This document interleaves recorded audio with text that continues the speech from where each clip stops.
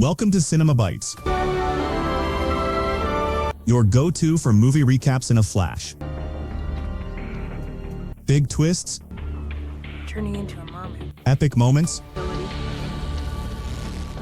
all in just minutes. I think I'm getting worse.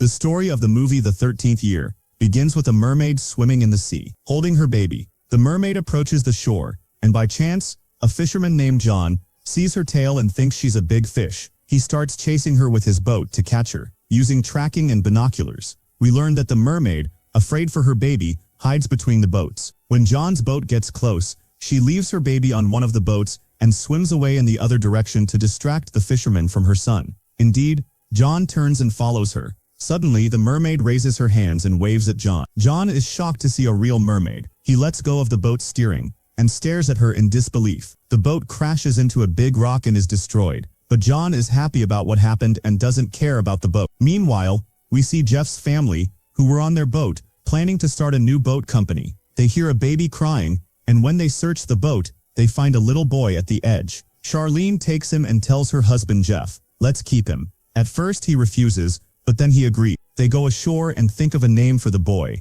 deciding to call him Cody. The real mother, the mermaid, comes to take her son from the boat, but is shocked not to find him. She sees he is with Jeff's family and is deeply saddened for her son. 13 years after these events, we see Cody, now 13 years old, helping his parents with their boat project. His father tries to fix the engine, but it's broken. After this scene, there's a swimming race that Cody is supposed to participate in, but he hasn't arrived yet. Cody starts running to catch the race, but the boat leaves, so he has to swim across the sea to get to the other side. He swims a long distance, gets soaked, and arrives at the last moment to join the race. In the first round, Cody swims skillfully and wins, but in the other rounds, he manages to get a personal best and wins second place, qualifying for the US competition. Next, we see a boy named Kais, who almost drowns in the pool because he can't swim. Cody helps him out. Then we see a girl named Sam, Cody's close friend, who tells him, "I've never seen you swim that fast," and holds his hand. They are happy about his win. Cody's family takes him home. Meanwhile, we return to John the fisherman and his friends, who mock him for saying he saw a mermaid. John insists he will prove it to them one day. We also learn that Kais is John's son. Kais is smart in all scientific subjects but can't swim, while Cody is failing in his studies and just failed his last test. The teacher assigns a project about marine life and pairs up the students. Kais tells Cody they'll talk about the project later because tomorrow is his birthday and invites Cody to come. The next day, Kais's family throws him a birthday party at home, inviting all his friends. His mother serves cake. Cody enters the house to get some water, and Sam follows him to give him her gift. When Cody opens it, it's her photo, which makes him happy since he likes her too. When Cody leaves the house, Kais greets him from afar. When Cody's friends laugh at Kais, he gives Cody's mom a gift, and that night, Cody's mom gives him Kais's gift, which is a book about the sea. Cody is surprised and dreams about being in the sea, recalling memories from the past. Suddenly, the alarm rings, and when he turns it off, electricity sparks from his hand. He is surprised by this strange power. Later, in the kitchen, he tries to have breakfast, but the milk carton sticks to his hand. When he tries to remove it with his other hand, it sticks to that hand too. Not understanding what's happening, he goes to Kais, who is researching marine life for the project. Cody and Kais agree to teach each other their skills. Kais will tutor Cody, and Cody will teach Kais to swim. Suddenly, Kais notices scales on Cody's hand and says, "What's this? These only exist on fish and reptiles, not humans." Cody rushes home and tries to wash them off, but they increase. His mother knocks on the door, suspicious. After she leaves, Cody goes to his room, worried. At school, his friend is waiting and tells him that others have had similar cases, but Cody tells him to drop it and focus on the project. Cody promises to visit Kais's house later. After school, they meet to work on the project. The teacher announces Cody passed this time, making him very happy. During class, Cody gets very thirsty and drinks a lot of water. At home, he tells his parents about his problem. They check his temperature, which is normal. His mother suggests herbal remedies, since she dislikes doctors. Later, Cody goes on a date with Sam, but when he holds her hand, a strange reaction happens. Because of the electricity in his hand, making her hair stand up, he laughs about it. That night, his hands start sticking to the wall. When he tries to pull away, both hands get stuck, and he screams. His parents rush in and find him hanging from the ceiling. They say he needs to see a doctor. The doctor checks him and says everything is fine. These are just signs of puberty. Cody is reassured. The next day, Cody visits Koss and tells him about his condition. Koss suggests a test and takes a scale from Cody to research it. Koss also tests Cody's ability to communicate with fish,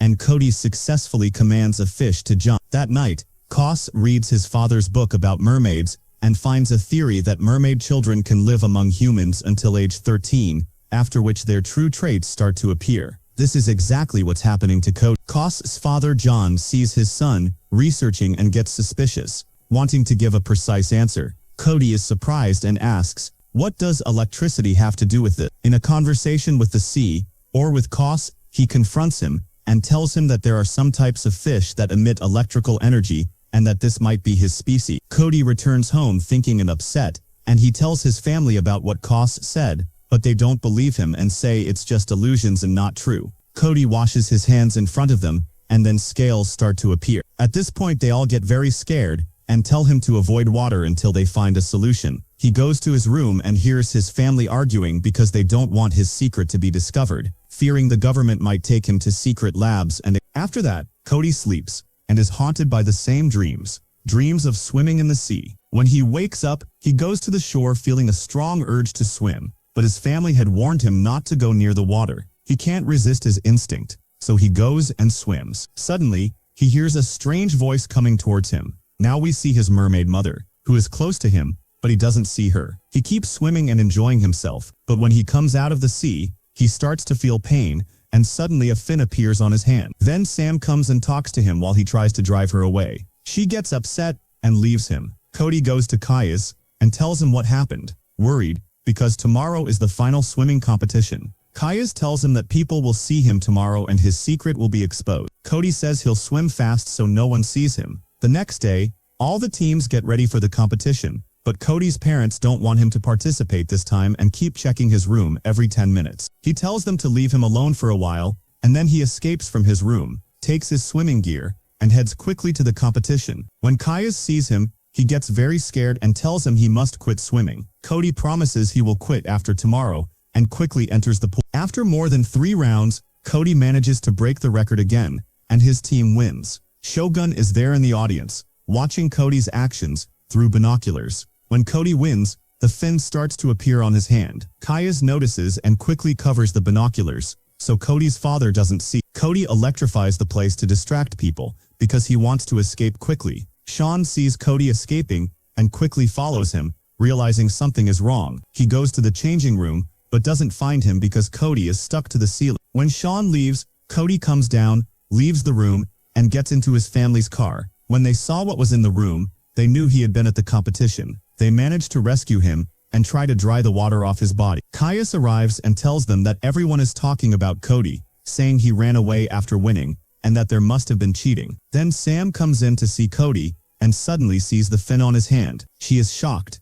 and faints, immediately. When she wakes up, they try to explain and tell her to keep the secret between them, because if the government finds out, they might harm Cody. She agrees and leaves the house. The next day, Cody is walking with Caius, joking together on the shore, becoming closer and closer. That night, Cody feels the same strong urge and goes to swim in the sea, where he sees his mother for the first time and feels a wave of love. Cody is drawn to her, but suddenly they hear the sound of a ship above them on the surface of the sea. He realizes that it's her son, and he plans the next day to catch her in a clever way, preparing a trap. Caius sees him and asks what's going on, and his father says, "Today I'll catch a mermaid." Caius realizes Cody will be the bait, so he rushes home to warn him, but Cody isn't there because he's meeting Sam at the shore. Suddenly, Cody feels very strong cramps and collapses. Sam goes to inform his family, but John takes Cody to use him as bait to catch the mermaid. John takes Cody onto his ship, and Cody starts to suffocate,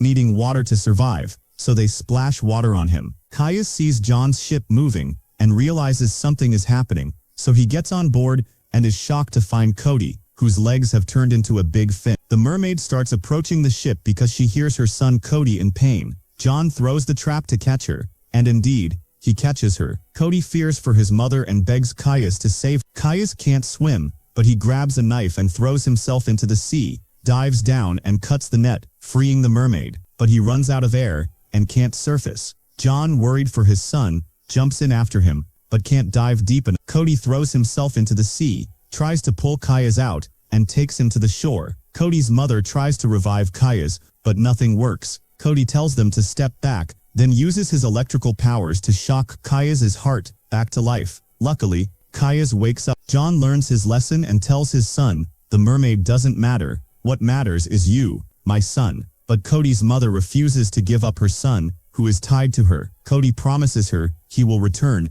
and never forget her because she suffered for him. She tears up and agrees because he ultimately must live in the water. She hugs him for the last time and says goodbye. At this point, Cody goes down into the sea and becomes one of the sea creatures. He grows up to be attractive, hugs his real mother, and they live in the sea, in the environment suitable for them. This is the end of the movie. If you liked the video, subscribe to the channel and activate the notification button so you never miss an updates. See you in the next video.